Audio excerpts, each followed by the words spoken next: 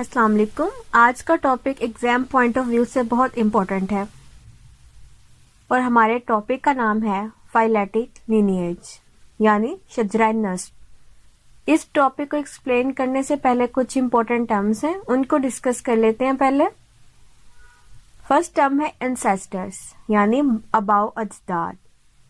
Four fathers या हमारे जो नाना परदादा या परनाना जो थे वो हमारे एंसेस्टर्स थे।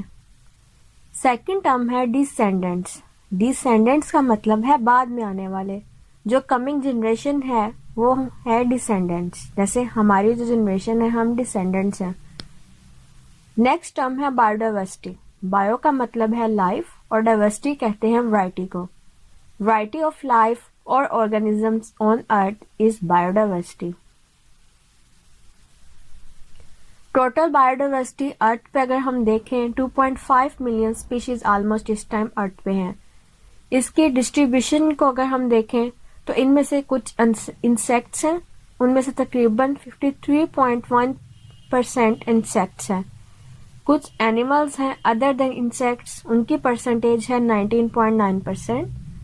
कुछ वैस्कुलर प्लांट्स हैं 17.6% और कुछ दूसरे ऑर्गेनिजम्स हैं जैसा कि फंजाई, एल्गी, प्रोटोजोआ और वेरियस प्रोकैरियोट्स, इनकी परसेंटेज है 9.4%।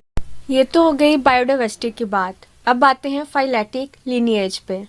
लास्ट लेक्चर में लिविंग वर्ल्ड इन टाइम पढ़ा था और उसमें हमने देखा था कि first living organism almost 3 million years ago बना। तो इसका मतलब है कि ये जितने भी लिविंग ऑर्गेनिजम्स हैं ये सारे एक ही पॉइंट ऑफ व्यू से बने या ओरिजिनेट हुए। तो इस सीरीज को हम बोलते हैं फाइलेटिक लिनिएज।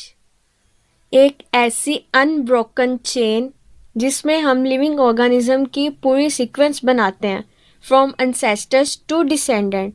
तो इसको हम नाम देते हैं फाइलेटिक लिनिएज का। अभी आपके माइंड में क्वेश्चन आया होगा कि अनब्रोकन सीरीज कैसे है।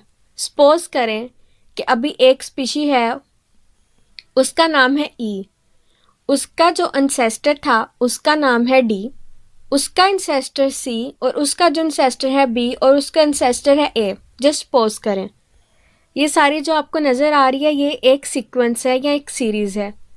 अब इस सीरीज़ में से एक स्पीशी भी अगर मिस हो जाए या अगर एक भी हमें एंसेस्टर जो है मिस हो जाए तो हमें नहीं पता लगेगा कि डी स्पीशी किससे इवॉल्व हुई है और ये भी नहीं पता लगेगा कि जो इससे अगले वाले एंसेस्टर्स हैं वो इसी स्पीशी के हैं या डिफरेंट स्पीशी के हैं।